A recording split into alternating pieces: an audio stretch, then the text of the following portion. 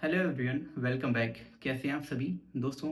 SSC के द्वारा CGL exam tier 2 के रिगार्डिंग एक इम्पॉर्टेंट नोटिफिकेशन अपलोड किया गया है एंड इस नोटिफिकेशन में सीजीएल टीयर 2 एग्जामिनेशन 2024 की एग्जाम डेट्स के बारे में बताया गया है। इसके साथ ही एसएससी जीडी एग्जामिनेशन 2025 ये भी कंडक्ट कराया जाएगा। इसकी भी स्केड्यूल जो है डेट्स उनका अनाउंसमेंट कर दिया गया है। देखिए, एक नोटिफिकेशन है जो कि एसएससी के द्वारा रिसेंटली अपलोड किया गया है इसकी ऑफिशियल वेबसाइट पर, जिसमें आप देखेंगे तो एसएससी सीजीएल टीयर 2 2024 जो आपका एग्जाम होने वाला है, ये कंडक्ट कराया जाएगा जनवरी मंथ की 18, 19 और 20 तारीख को। ठीक है, तो 18, 19 एंड 20 को आपका जो सीजीएल टीयर 2 एग्जाम है 2024 वाला, वो कंडक्ट होने जा रहा है। देखिए, टीयर 1 का जो फाइनल रिजल्ट है वो अब तक अनाउंस नहीं किया गया है। उसके पहले ही आपकी जो सीजीएल टीयर 2 एग्जाम की डेट्स हैं वो आ चुकी हैं।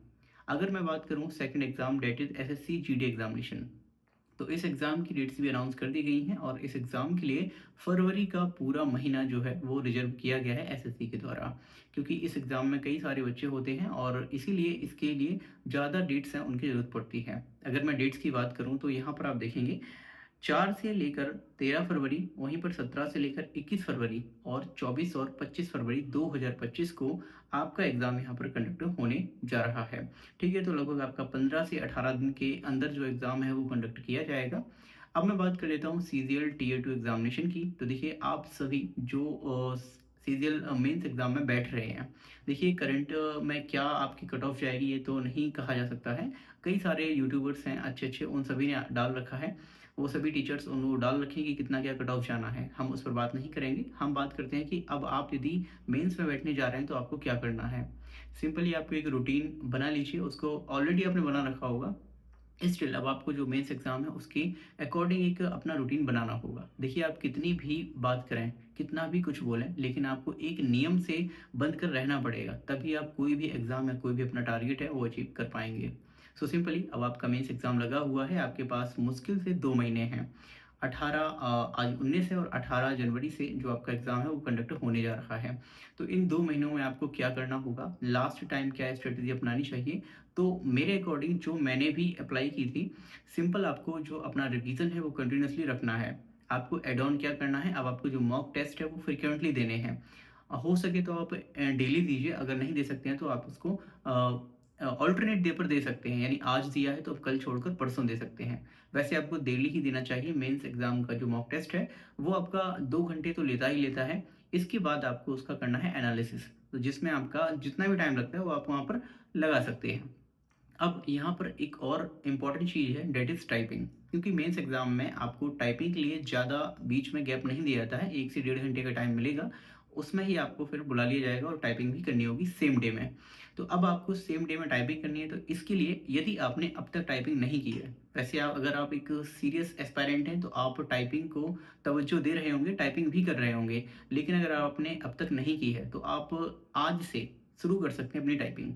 टाइपिंग को आपको किस तरह से करना है, डेली आपको आधा घंटा से लेकर 45 मिनट तक टाइपिंग करनी है, लेकिन इसे आपको 2 हिस्सों में करना होगा। पहला, आप जो है 15 से 20 मिनट की टाइपिंग जो है वो मॉर्निंग टाइम में कर सकते हैं, यानी सुबह का एक टाइम फिक्स कर लीजिए। उसके बाद इतना ही टाइम आप शाम के टाइम भी टाइपिंग कर सकते हैं। इससे होगा क्या कि आपकी जो टाइपिंग है वो बनी रहेगी और एसएससी सीजीएल में जो आपकी टाइपिंग मांगी जाती है वो 27 पॉइंट में कुछ मांगी जाती है, तो मैं उसे 28 वर्ड प्रति मिनट मान सकता हूँ। ठीक है, तो इतनी ही टाइपिंग आपको निकालनी होती है, जिससे आपकी जो 2 महीने तक प्रैक्टिस होगी ना, उसमें आप इजीली इस टाइपिंग तक पहुंच जाएंगे, ये स्पीड आपकी बन जाएगी। तो ये कुछ इंपॉर्टेंट चीज़ें हैं जिनका आपको ध्यान में रखना है। अब यहाँ से आपके पास केवल 2 महीने का टाइम रह गया है और उसी 2 महीने के टाइम में आपको इस एग्ज़ाम को भी निकालना है और अपना जो रूटीन है उसे कंटिन्यूसली फॉलो भी करना है। तभी आप ये जो अपना एग्ज़ाम है या अपना टारगेट है वो अचीव कर पाएंगे। इंटेंसिटी जितनी ज़्यादा है पढ़ाई की वो आप बढ़ा दीजिए, क्योंकि ये आपके पास फाइनल चांस है, ऐसा मान के चलिए। ठीक है, कंपटीशन कंटिन्यूसली एवरी ईयर जो है वो इंक्रीज हो रहा है, डिक्रीज नहीं होगा। इसीलिए अब आपको कंटिन्यूसली अपनी पढ़ाई पर ही फोकस करना है। कुछ चीज़ों के लिए अभी दूरी बना लीजिए, हो सकता है और हो सकता है नहीं, ये होगा ही, भविष्य में आपको कई सारे मौके मिलेंगे कि आप इन चीज़ों को फिर से रिलीव कर पाएंगे। लेकिन अगर आपने एक बार ये एग्ज़ाम में पार्टिसिपेट करने से चूक गए या फिर आप इसे पास करने से चूक गए, तो शायद आपको ये जो जो फ़ील गुड है ना वो नहीं हो पाएगा एग्ज़ाम निकालने के बाद का। आई होप आपको ये जो नोटिफिकेशन है ये अच्छे से समझ आया होगा। इसे आप सीजीएल एसएससी की ऑफिशियल वेबसाइट पर जाकर भी डाउनलोड कर पाएंगे।